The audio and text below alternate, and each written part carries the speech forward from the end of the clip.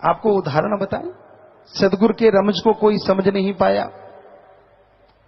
तुलसी जी कहते हैं, जो कोई कहे संत को चीना, तुलसी हाथ कान को दीना। इतने बड़े फकीर कहते मैं रमज नहीं समझ सका। एक उदाहरण देते हैं, बेपरवाह जी परमपिता शास्त्राम जी महाराज ने जब हमें बुलाया, बात पे बात याद आ गई, तो हमने वहां बोला कि भाई हम अपने सदगुरु से बेइंतहा मोहब्बत करते हैं। जितने भी आसपास सेवादार थे, अगर परमपिता जी कल को दिन को रात कहेंगे तो आपने रात कहना है, और रात को दिन कहेंगे तो दिन कहना है, किंतु परंतु मत करना। कहते जी ठीक है। पर एक सज्जन हमें कहने लगे कि परमपिता जी कई बार अजीबोगरीब सी बातें कर देते हैं। हमने कहा अच्छा। कहता हां। हमने कहा दिखाओ। बेपरवाह जी ने कहा कि भाई लस्सी पीनी है, लस्सी जो बिलोते हैं उसके बाद जो लस्सी रह जाती है, तो हमने कहा भाई ठीक है। बेपरवाह जी ने लस्सी पी ली। अगले दिन कहते बुद्धू तूने लस्सी दे दी, नजला हो गया। परमपिता ये कह के चले गए। वो कहता मैंने कहा था ना, देख हमें कहने लगा, देखो खुद ही लस्सी मांगी परमपिता जी ने। हमने कहा हां। कहता अब वो मुझे लड़ रहे हैं कि भी तूने लस्सी क्यों दी, हमें नजला हो गया। हमने कहा मूर्ख, तू क्या समझे सतगुरु की रमज। वो जो तूने तेरे हाथ से लस्सी दी, पता नहीं तेरे पहाड़ जैसे कितने कर्म को सतगुरु ने डांट के खत्म कर दिया, अपने पे लेके अपना नजला लेके खत्म कर दिया, तू क्या जाने। और बेपरवाह जी ने ये बात सुनी, कहने लगे तेरे जैसा मुरीदी नहीं तो मिला हमें। चक्कर तो यही है जो इतनी रमज समझ सके। तू जो बोला वो सच। सो कईयों को पता ही नहीं होता, पहले तो खुद ऐसे किया था, आज ऐसे कर रहे हैं, तब तो ऐसे था, अब ऐसा है। अरे मत पड़ो अकल के फेर में। सतगुरु अपने वचन को जब चाहे बदल सकता है, भगवान भी उसको नहीं बदल सकता। ये पवित्र ग्रंथों में लिखा हुआ है कि फकीर चाहे तो बदल दे अपने वचन को। कहते हैं भगवान की बांधी गुरु छुड़ाए, पर गुरु की बांधी कौन छुड़ाए। भगवान ने कुछ बांध दिया, किसी को शराब दे दिया, तो गुरु उस बंदे के लिए प्रार्थना करेगा, मिन्नत करेगा, तो भगवान दया करके छुड़वा देगा कि चल भाई गुरु कह रहा है तो इसकी जिम्मेवारी लेना, छोड़ देता हूं। पर अगर गुरु ही बांध दे तो भगवान को तो आपने देखा ही नहीं, उसके तो दर्शन किए ही नहीं, छुड़ाने कौन आएगा। इसलिए हमेशा ध्यान रखिए, उसकी रजा में रहना सीखो, अपनी अकल का दखल ना दिया करो। जितना अकल का दखल दोगे, रूहानियत से कोसों किलोमीटर दूर हो जाओगे और खुशियों से वंचित हो जाओगे। खोखलापन सबको दिखेगा। होता है कई बार, हमने सुना है पिताजी ने पहले तो ये किया था, अब ये कर रहे हैं, उस बार ये, इस बार ये, फलां टाइम वो। वाह क्या यादाश्त है। भूल गया तेरी जान कितनी बार बचाई, भूल गया तेरे पे कर्म कितने किए, भूल गया तेरे पे रहमो कर्म कितना किया। वो तो नहीं इतना याद रहता जितना क्यों किंतु परंतु याद रहता है। होता है ना। फकीर कभी वैसे नहीं कहते, जो दुनिया में चल रहा होता है वही बात कहते हैं, और जो सुन के समझ जाते हैं, मान लेते हैं और आगे से तौबा कर देते हैं, फिर भी रहमतें मिलती हैं। वरना खुद ही में कुछ नहीं होता। तो फिर वो लकड़ी वाली बात हो जाती है। कहते हैं खजूर की लकड़ी ऊपर को रहती है, और वेदों में, आयुर्वेदा में लिखा है उसकी लकड़ी की आग से जो दवाइयां बनाई जाएं वो बहुत ही अच्छी होती है। उसकी आग एक रस एक टाइप की रहती है।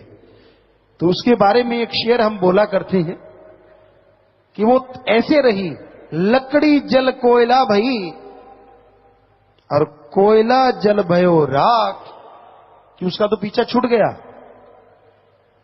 मैं खुदी में इंसान ऐसा जलो, यानी मैं ईर्ष्या में, मैं ईर्ष्या में इंसान ऐसा जलो कोयला भयो न राख।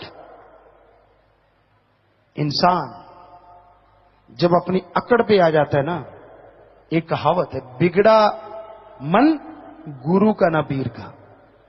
उसे अपने सदगुरु की कोई बात अच्छी नहीं लगती, उसमें क्यों, किंतु, परंतु, ये नहीं, वो नहीं, फला नहीं, ढींकड़ नहीं, और अपने आप को वो गुरु से बड़ा बना लेता है।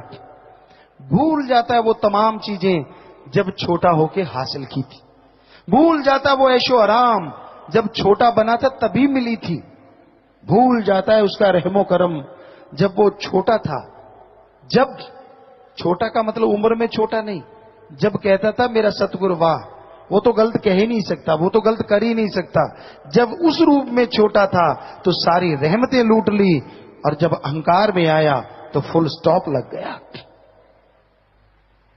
खुद ही मत कीजिए, वो अल्लाह वाहिगुरु दया का भंडार है। हमने तो उससे मांगना है, और राम से, अल्लाह सतगुरु मौला से जितना मांगते जाओगे उतना पाते जाओगे। हजारों उदाहरण होते हैं। कई बार पीर फकीर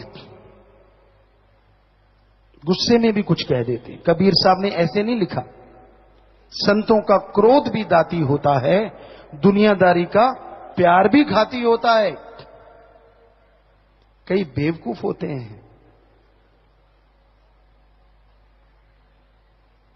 वो कहते हैं ना, किसी की सब्जी नीचे की गिर गई, कहते बेशर्मा दी डुल गई दाल, कहना थल्ले ही खावांगे।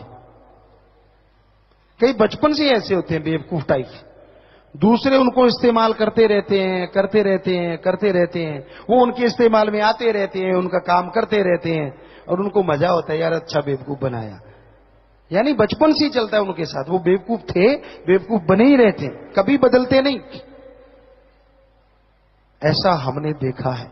कितनी भी रहमतें हो जाएं, वो तो उसको बुला सकते हैं, लेकिन अपनी बेवकूफी कभी नहीं छोड़ते, अपनी अकल का इस्तेमाल नहीं लाते। तो फिर लाई लग ना होवे करवाड़ा ते चंदरा गमांड ना हो। जो किसी की उंगली पे चलते हैं, ऐसा नहीं होना चाहिए। अपना दिमाग का इस्तेमाल भी करना चाहिए। मालिक ने जो खोपड़ा दिया, इसके अंदर बहुत बड़ा खजाना दिया है। ये दूसरों के इशारे पे नाचने के लिए नहीं, दूसरों के इशारे पे बंदर नाचते हैं। आप बंदर हो, मदारी नचाता है उनको। दूसरों के इशारे पे पशु पक्षी परिंदे नाचते हैं, कठपुतलियां नाचती हैं। आप तो इंसान हो, कभी तो अपने दिमाग का इस्तेमाल किया करो।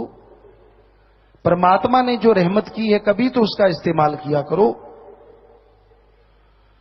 सो रूहानियत के रास्ते पे चलना कोई मामूली बात नहीं। इसमें आदमी की काम वासना, क्रोध, लोभ, मोह, अहंकार, मन और माया, 7 बैरी बुरी तरह से घेर लेते हैं। और कोई सतगुरु पे दृढ़ यकीन करे, कोई राम नाम का सुमरण करे, 3 सातों का फंदा ढीला हो सकता है। अदरवाइज ये 7 का फंदा इतना टाइट है, इतना कसावट वाला है कि कोई सोच भी नहीं सकता। इसलिए हे भक्तजनों, परमपिता परमात्मा का नाम लिया करो, उसकी भक्ति किया करो।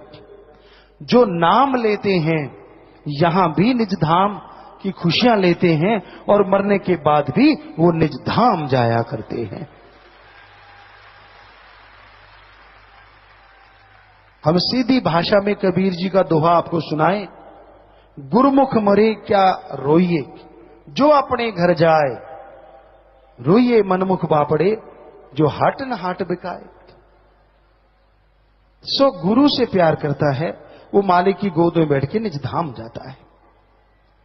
गुरुमुख बनो, मनमुख ना बनो। कितनी देर अकड़ में रहोगे, कितनी देर तने रहोगे।